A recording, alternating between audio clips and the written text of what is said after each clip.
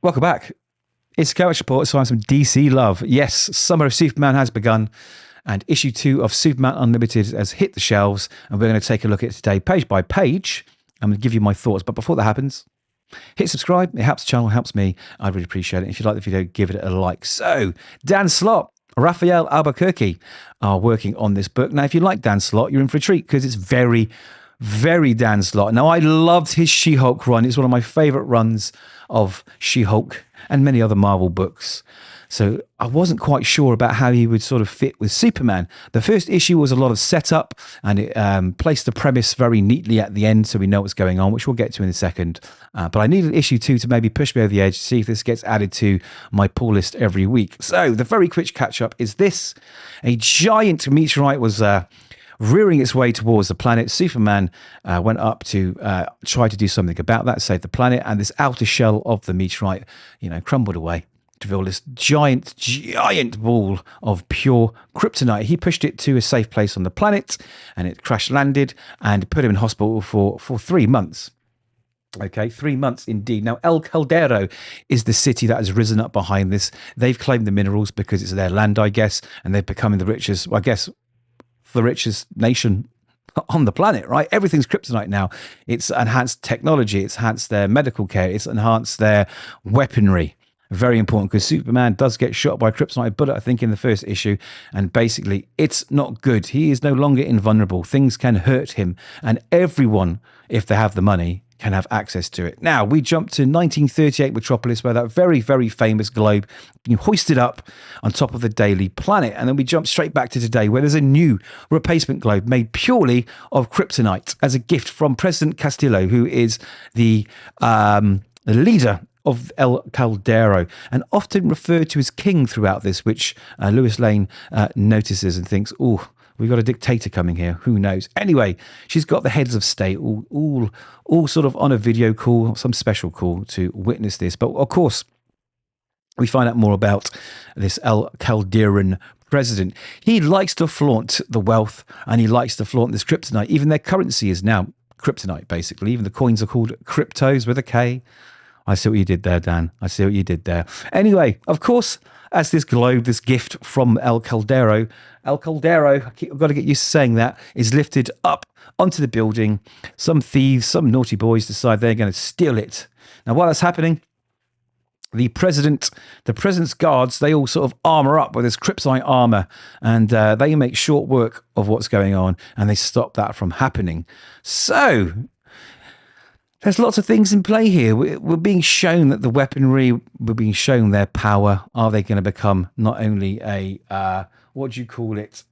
nation state, but a rogue state? We don't know. But we jump quickly to Jack Ryder, who you may or may not know is the Creeper, another sort of good guy, bad guy from the DC universe. Now, he's doing his little show, his podcast, and he's trying to prove that kryptonite is also harmful for humans and animals and everyone else on the planet. Now, this is where it gets a bit funny. This is where you get the Dan Slott humor. It doesn't fit here. It fits in She-Hulk, fits in Spider-Man.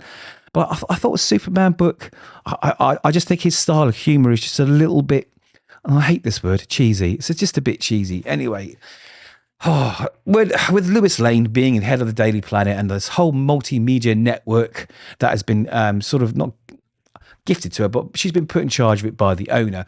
They have live fact checking. So if something happens on one of their channels, look who it is. Yes, Mr. Clark Kent himself comes in, interrupts the broadcast, and it fact checks it, and it tells you whether it's right or wrong. And in this case, it turns out that these two-headed goats were born before the kryptonite came, so it could never have caused this. So they're trying to dispel the myth, or we don't know if it's true or not, dispel the myth that kryptonite is causing these problems. So of course, the Creeper who's trapped inside old Jack Ryder's head starts saying, "Let me out, let me out. We've got to do something." And he says, like, "I'll buy you some burgers." Again, more humor where it just doesn't fit for me. Anyway, downtown, there's a robbery.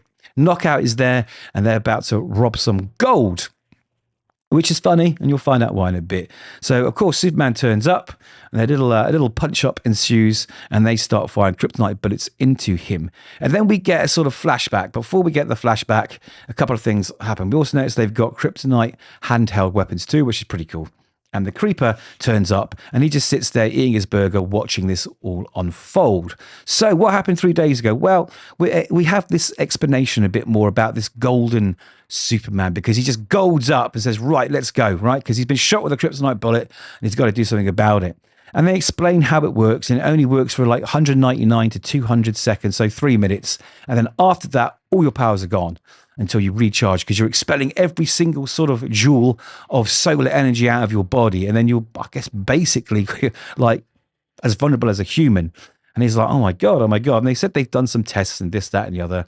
And there's a bad joke about Sonic the Hedgehog, but we'll skip that. You'll find that if you read it. Anyway, we jump back and we see what happens in this 3 minutes. And he goes round and he makes short work of them, of course. And the kryptonite bullets bounce off because now he's not vulnerable to them anymore.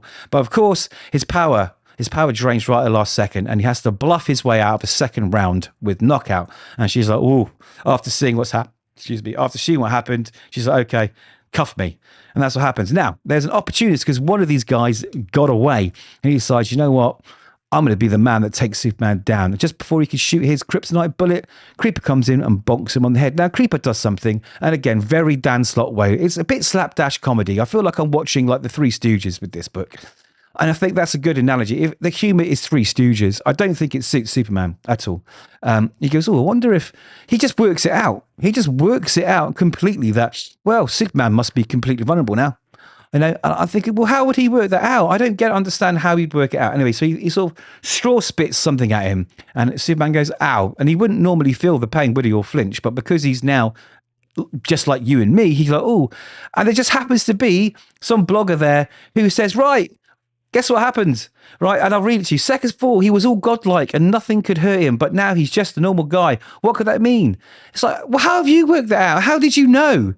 Like, it just feels like we need to quickly forward the plot so that the whole world knows, right? So we can then tell some other story to do with it. It's like, I don't understand how that device is being used to explain this. We need to see it happen. It needs to unfold, you know? It needs to unfold. We need to see Superman fight, Superman get hurt, the secret be revealed, not just some random blogger, streamer comes and says, oh, I've just worked it all out. Like Creeper's just worked it all out. The bloggers just worked it out.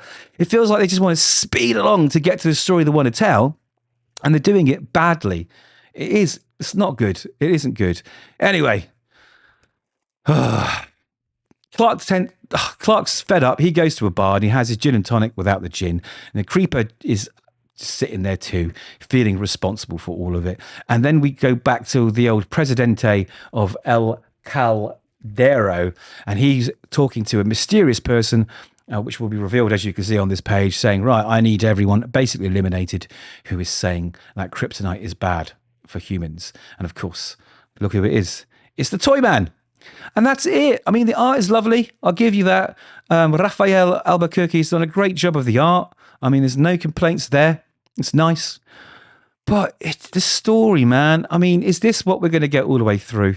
It's Three Stooges in a cape. And I'm not digging it. I'm not loving it. I am going to give it one more issue. And I'll probably end up reviewing more. But for me, I can't really recommend it. I'd like to know your thoughts, guys, because those are mine. So drop them in the comments. Like, subscribe, share the video. Do whatever you can to help the channel. And I'll keep on making these videos. So until then, guys, thanks for watching. And we'll see you in the next one.